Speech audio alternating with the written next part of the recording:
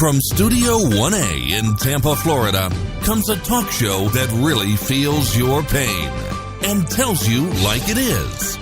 We love America and all that freedom-loving Americans want to protect.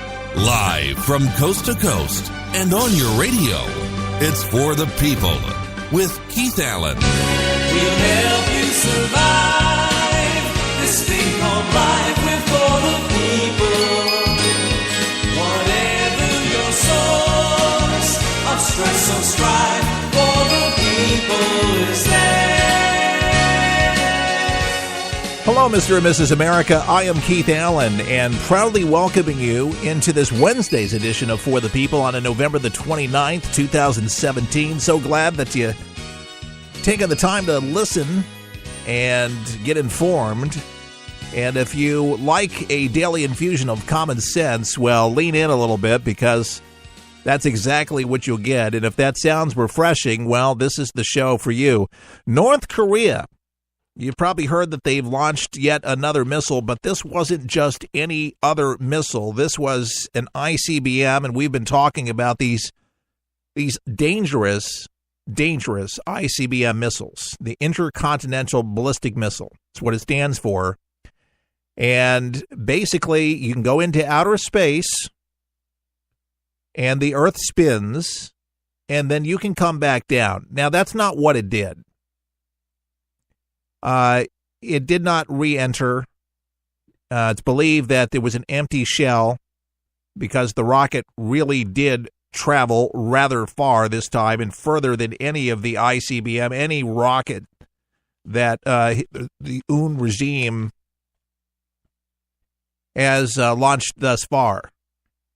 But it's got a lot of people a little bit weirded out about this. The ICBM was fired at 2:48 Wednesday, North Korea time.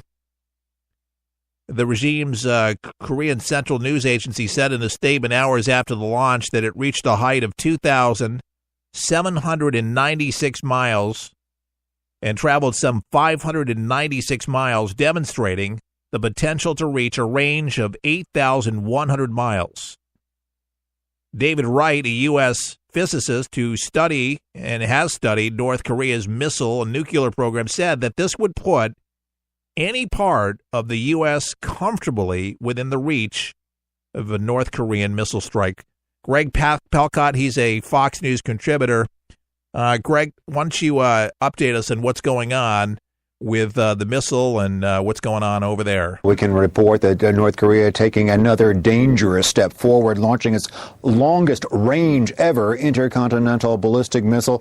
It is something like that we saw at a military parade we attended in Pyongyang in the spring. It's actually a modified version of two ICBMs that North Korea launched in July, and like those, sent at a high altitude trajectory, but this went farther, 2,800 miles up and then 600 miles down range into the Sea of Japan. The dangerous part, Bill, is that if that trajectory is flattened out, according to our own sources, the range is well over 7,000 miles, meaning it could hit all of mainland United States, Washington, New York, Miami, you name it. Now, via state TV, the regime of Kim Jong-un is having a mission accomplished moment, saying that they've already completed a state nuclear force with rocket power to fend off the United States.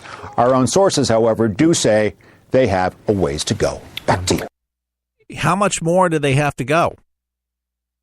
You know, is the big question. How much do they have to? I mean, this is all these people do is work 24 hours a day under the strong hand of the Kim regime. America has to step up. America has to do something about this.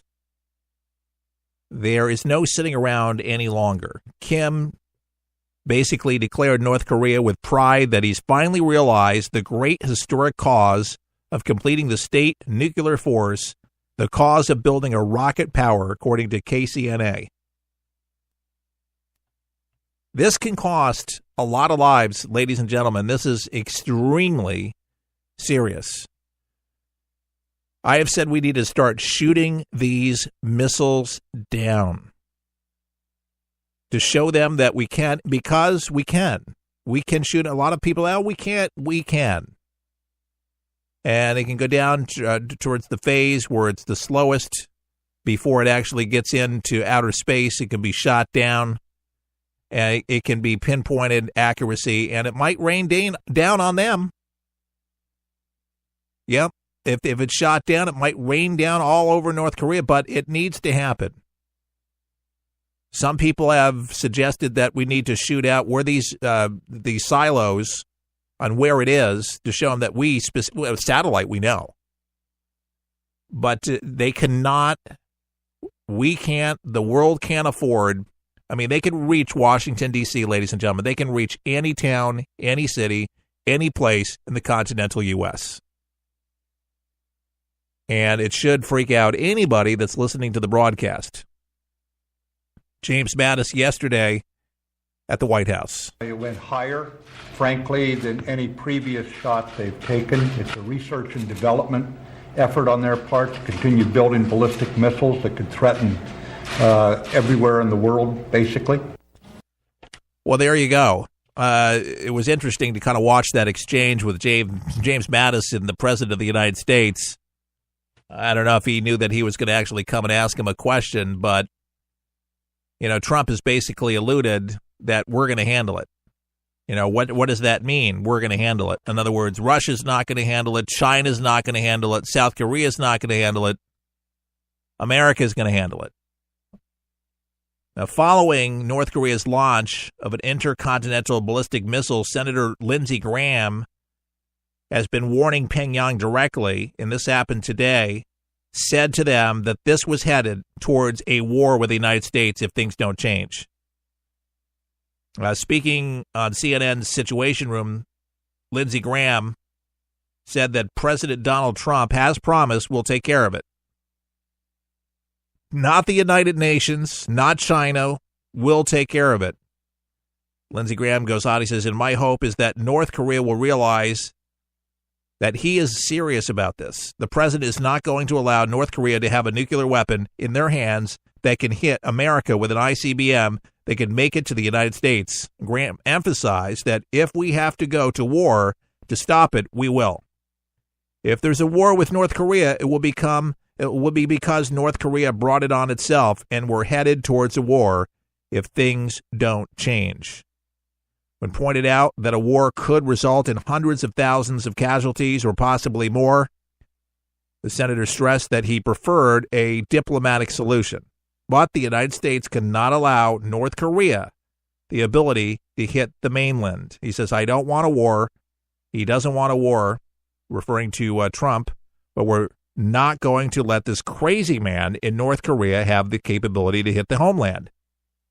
The senator also said that the U.S. is not seeking regime change or to bring democracy to North Korea or to unify the peninsula, but emphasized that Trump is prepared to take whatever actions are needed to protect the U.S. He is ready, if necessary, to destroy this regime to protect America. And I hope that this regime understands that if President Trump has to pick between destroying North Korea's regime and the American homeland, he's going to destroy the regime. I hope China understands that also. The president is picking America over the region, and I hope the region will help us find a diplomatic solution. So, folks, anybody tuning in and listening to Senator Lindsey Graham's message and also what Donald Trump is saying, this is rather serious. Why did he wait until Donald Trump got out of there? I thought he would do that, but look, there were 3-4 aircraft carriers out there, and maybe he thought it would have been embarrassing, and the president was there, that there may have been mass retaliation there because they felt that the president would give them excuse and pause to start bombing them and start dropping nukes on them or whatever it was. But just shortly after he gets back after this tour, a lot of people say this is a snub to China. Because China now is working a lot more with the United States when it comes to more of these sanctions. They're starting to feel a lot more. But there's much more that can be done, according to the pundits. This is nothing.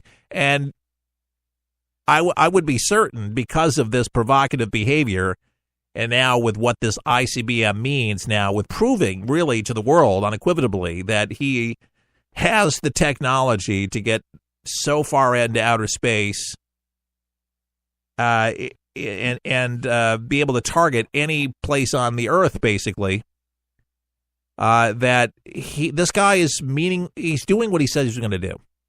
That's basically what I get out of this. This guy has said he was going to do it, and he did it. He followed through. If there's anything that you could say about Kim Jong-un, this guy's determined.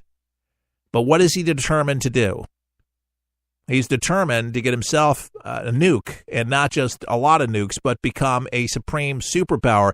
Problem is, do you want North Korea with a unhinged guy like Un with this power?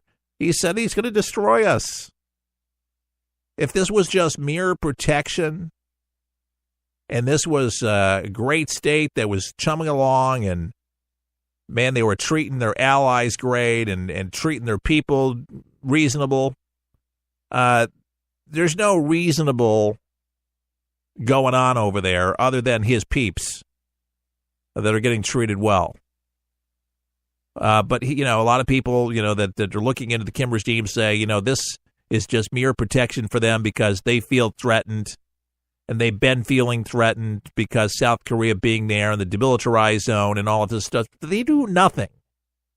There's a big difference, by the way, living in South Korea and North Korea, in case you didn't know. People defect to South Korea from the North. There's freedom. You don't have that in the North. There's the appearance of freedom, but it's far from that. They're brainwashed. And even though China is not a walk in the park in a lot of places there, people dream of being in China from North Korea. People have escaped over there, would much rather live in China by far than North Korea. It's just insane over there. Literally insane, and they treat their people deplorably. They hurt their people. There's gulags over there. And they beat their people even when they're dead. These people are just the sickest of the sick. But here's the major issue. You could say, well, this guy hasn't hurt anybody with his weapons yet. Do we want him to? Who are their friends? Who are the people they're hanging out? They got a lot of this technology and continue to get their technology from, guess who? Iran.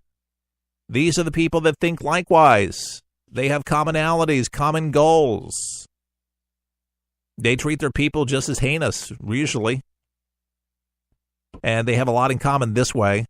And in China, there's equipment that has been found over there with guidance systems, with a lot of the rockets that are made in China. So, they've had a nice, cozy relationship there. But I'm encouraged that there is much more dialogue and open dialogue with China. But I can see clearly that if China does not rebuke this recent firing of this ICBM, which goes against the deal with the United Nations, with that charter, if the world does not condemn this, but China specifically doesn't do this, America's going to have to act, and they're going to have to do it swiftly, and they're not going to like the possibilities. And what are people saying in the region? They're afraid of contamination. They're afraid of nuclear fallout. They're afraid of chemical biologicals. I think what Lindsey Graham is basically saying, what would be worse? Having one of the ICBMs hit Los Angeles, hit Miami, Florida, Washington, D.C.? What would be worse? We don't want it to come to that. This recent provocation by North Korea, I'd have to agree with Senator Graham, is going to cause us to go to war with them. Because if we strike any place there surgically, they're going to hit back. It instantly is going to take us into a war. Now, you have to sit there and you have to calculate things. And believe me, there's a lot of conversation going on at the Pentagon today and with the president and with world leaders right now as to what to do. But typically, the behavior of the North is when there's one launch, there's another. And the launch could come today. Supposedly, they bumped up the launch a day earlier than was what to